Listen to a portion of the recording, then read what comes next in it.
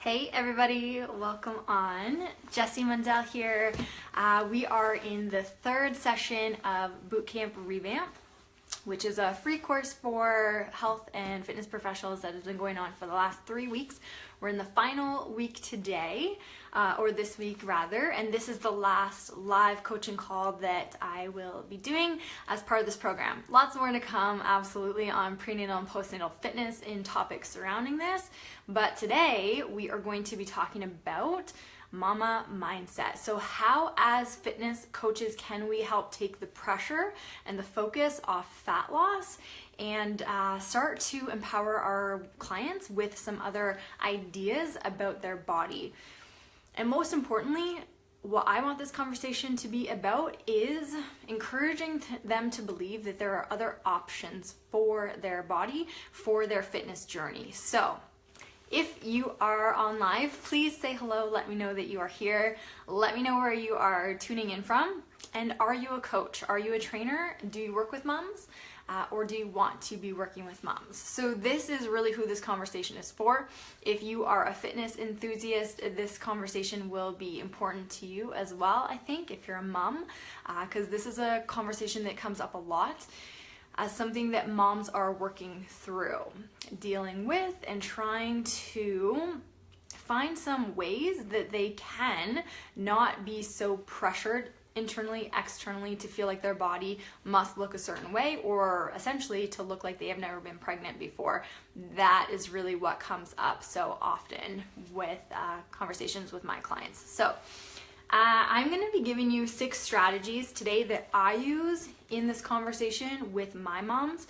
These are strategies that we are talking about constantly. I think it's so important to know that this is not a one-time conversation with your clients or with yourself. This is a conversation and practice that is a practice. It's something that we need to put mental effort and energy into.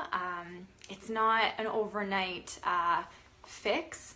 It's not really something that we can just discuss one time and that's the end of it. We need to keep having these conversations because it is something that can take a lot of it needs a lot of exposure to in order to really believe these things. So let's get into it. Hey, Amy.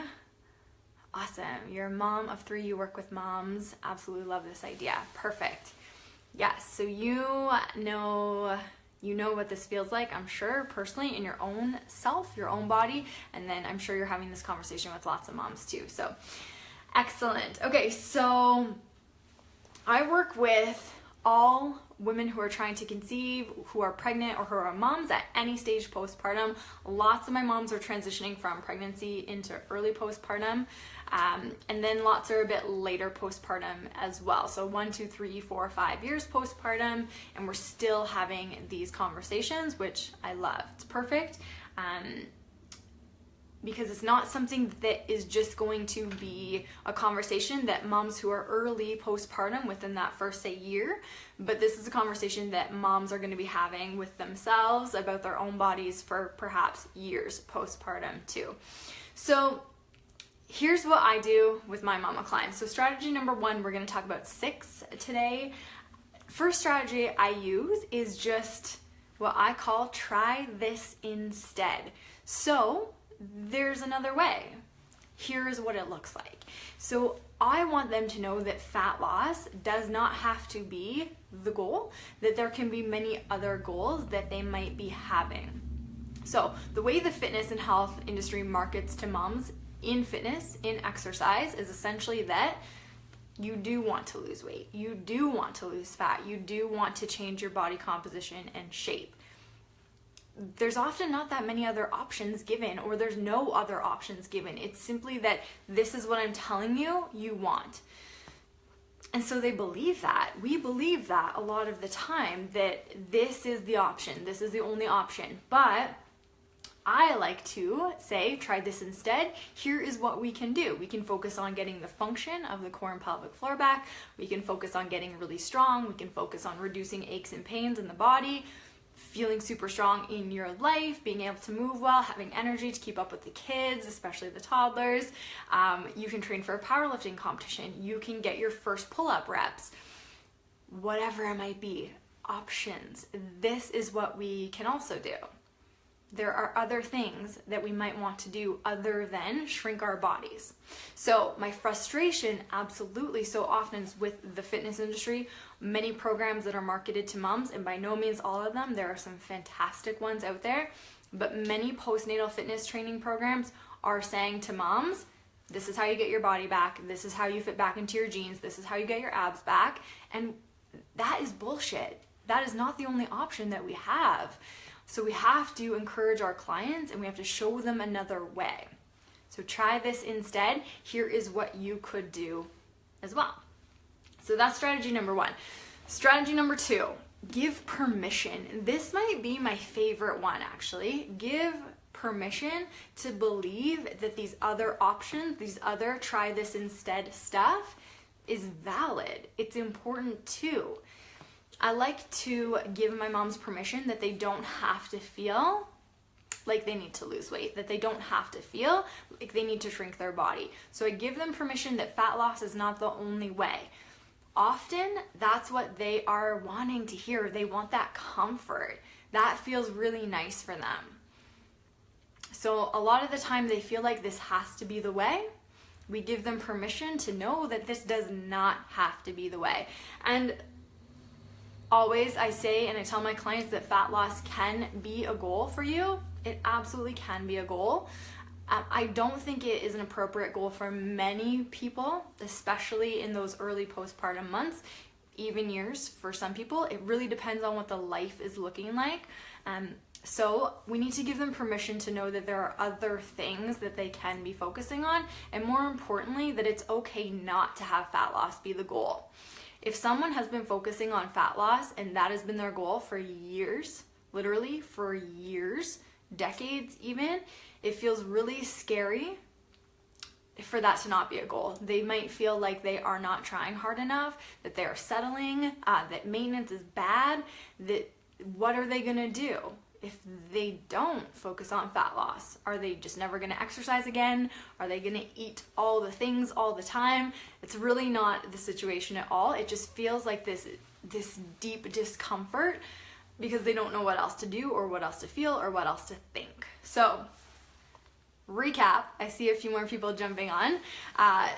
First 2 strategies we're talking about with taking the focus off fat loss for moms, try this instead. Here are some other things that you could focus on. You could put your mental energy into this other box, this other thing. Strategy number 2, give them permission, tell them, make them believe that it's okay, that fat loss isn't a goal.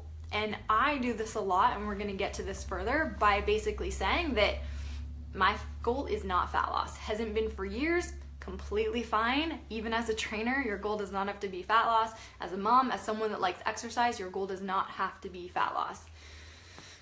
Sounding good so far? Let me know if this is sounding good. You can tap on the like or the love button. I can see those pop up too, so that's always helpful to know. Awesome, yeah, totally. Okay. Number 3, so this is a bit of a personal one. Presence, pleasure, and play. These are another way we think of the 3 Ps. This is what I'm thinking about personally in my life right now. Presence, pleasure, play. But basically, like, let's get moms to enjoy their lives a little bit more. This is it. We're living right now. There's no other options, there's no other life beyond this, we think. Maybe, who knows what your beliefs are, but we're living right now. Our kids might be young right now, maybe they're older. I know there's a lot of things happening in our lives, but this is it. We only get this day, we only get these moments, so let's try to be present in them as much as possible, seek some real pleasure from it, and play in our lives a little bit more. I can see my friend Steph Grinke on. Hi Steph. We were talking about this yesterday. How do you know when fat loss isn't a bad goal? And she was saying, if you're finding yourself focusing way more on your body, your food, tracking your macros in your app on your phone than you are engaging in your life and your kids, fat loss is not a good goal for you. And I loved that Steph was saying that yesterday. And that is such a tangible thing that you can really check in with. am I enjoying my life, focusing on enjoying my kids, my business, my career, or am I focusing on my body 100% of the time, and that's all my mental energy? That's where it's all going. And everything else is making me feel stressy because of how I'm feeling about my body. So presence, pleasure, play, let's increase those. If we put more mental energy into that, it just seems to be a way healthier place for so many moms to live in. So that was number 3. Number 4, okay, this might be my favorite one too. All of these, I love this conversation so much, but number 4, this one is so important. Have a rebel spirit. What I mean by that is I like to encourage my clients to be the leaders in this change of conversation. So, especially for those new moms, the moms going to the moms groups, who might be engaging in these conversations about bodies or hearing what people are saying about their bodies. If you are constantly hearing that negative self-talk, if you are constantly hearing moms berate their body parts, change the conversation. How it can be very small steps. It can simply be that, you know what, I'm not really comfortable with that conversation. I don't really feel like talking about it. Or it can be building them up, saying, I love your body. You look incredible. You look healthy. You look fit. You look happy. Whatever it might be, give compliments. Change the conversation. And do not engage in that body shaming. You don't have to participate and start shaming your own body when other people might be shaming theirs. I think that is such a key step too, so that other women, other moms can hear you not saying those things. Again, they need to know that there's another way, right? Be the other way. Say great things about their body, say great things about your body, talk about other things in the conversation that does not have anything to do with bodies. There's so many other aspects of life that we can be talking about except what certain body parts look like. That being said, I think it's absolutely fine and wonderful to also talk about the body parts that you see on people that you love too. That's a really cool thing to be able to do. I'm just gonna see, just one question here and I can't see the whole thing. So I'm gonna just try to find it in 1 second. So Maritza says, let me just bring this up on my computer. Okay, I'm considering leaving off fat loss as an option of my goal setting area for my pre-screening form. Give them lots of other choices and leaving a space for other. What do you think? Oh, I think that's a really, really great way to do it. I think that you can absolutely leave fat loss on there and leave other on there too.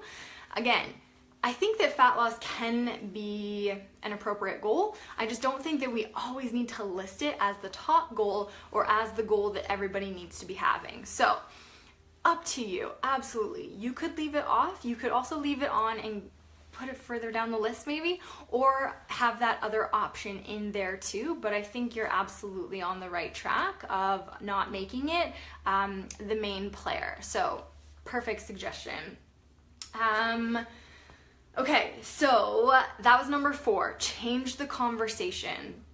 All right, change the conversation on what people are thinking about their bodies, maybe how they are commenting on other bodies. Extremely important. And also change the conversation in your own mind. Do you find yourself judging other bodies? Do you find yourself maybe making judgment on other people because of their body shape? This was something I had to go through in my own process and practice as well, and it's an uncomfortable one, but it's extremely important. So notice what you are also thinking and might be saying about other people and their bodies as well. Once we start to decrease that perhaps judgment that we might be feeling or the assumptions that we might be thinking, it's incredible how different your relationship is with your own body too. Lindsay, hello, says, I love this. Also a great strategy when talking to my 4-year-old daughter about our bodies.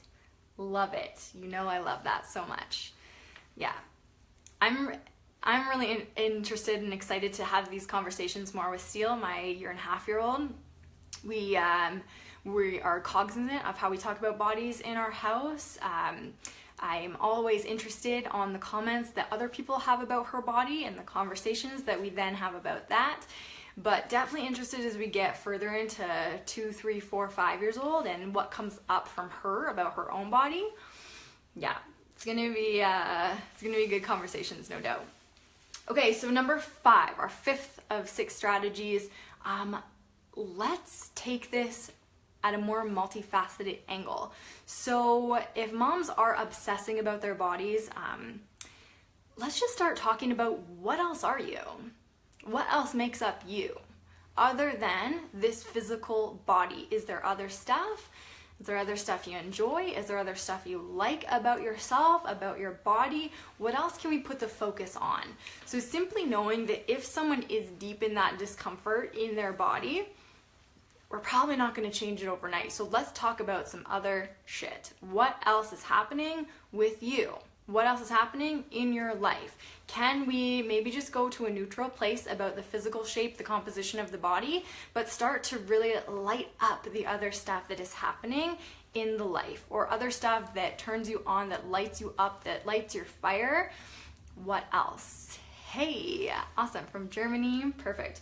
So can we expand our definitions of beauty, first of all, of the body itself? Can we start to then believe and see the beauty in others? And then can we start to see it in ourselves too? So let's take a multifaceted approach to life. What other stuff is going on in the life except the physical body? But then let's bring it back to the physical body. Can we see that there is beauty in this body? Can we see that there are beauty in other bodies? Why might we be able to see beauty in other bodies but not see it in ourselves? This is a really interesting conversation. So multifaceted, so many layers and angles that we can touch on this. But again, let's just start expanding the conversation and see what else comes up when we start talking about bodies in different ways. Last one. 6th strategy to take the focus off fat loss for moms, especially in fitness coaching. Me too. I love this one. Be an example of that other way. So I hope that I have done this and that I will continue to do this, but I simply don't talk about fat loss or wanting to lose fat. Mostly because I don't want to, I don't care to. It's not a goal that I would want to pursue at this time, but also because I want people to know that it's okay to not have that goal. I want to give them permission to not have that goal. So I share my story. Maintenance is really cool where I'm at. My body has more fat on it. Totally fine. I actually really love it. It's not something that I'm just neutral or accepting about. I love it. That's a really important piece of the conversation, I think, too. The other thing that we do, or that I like to do, is share stories. I have a community of clients in my coaching group called To Pregnancy and Beyond. My favorite place on the internet, absolutely hands down, and we're always sharing stories. So people are sharing successes in terms of their body image journey. People are sharing their struggles, and we help them through it. And it's incredible when that community of women and moms come together and are supporting each other in this journey. So helpful to know that you are not alone. So helpful to hear of people who are maybe where you want to go to. They're maybe a bit further along in their journey of this body love, and then they know that there's another way. They know that they can get there. They know that they're not always maybe going to be stuck in this feeling that they're having right now. So be a me too. Share your story. Share the stories of others. I like my moms to know that it's okay that maybe I, as the coach, as the trainer, still look like my body still looks, my belly still looks like it did when I was 20-ish weeks pregnant. We were having that conversation a few weeks ago. And I think that that's just so interesting. I was in Florida with my family. I was trying on clothes in the dressing room, and I had this flashback to a photo that I took 2 years ago 2 years ago in Florida. Same time I was pregnant with Steele. I was 21, 22 weeks pregnant. And I was like, hey, my belly looks exactly like it does now as it did 2 years ago at that time. Isn't that so interesting? let's just approach it with some curiosity. Most importantly, bodies are going to change. That is the constant. There are going to be changes with our bodies forever and ever and ever, and let's just start getting comfortable with that. If we are just always trying to manage and control the body, that's not a fun place to live. And I know because I lived it for so many years of using exercise and food to control my body.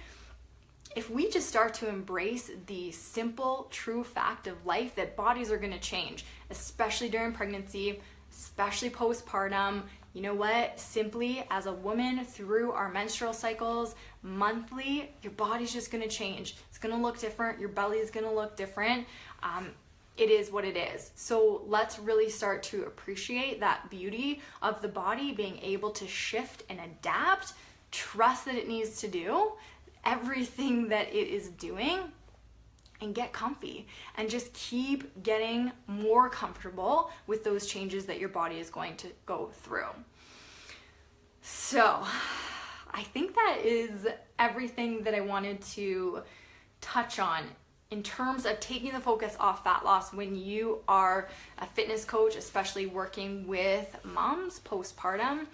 Just know that this doesn't have to be the only reason that clients are coming to you. Shrinking the body, losing fat, this is not the only reason that clients are coming to you.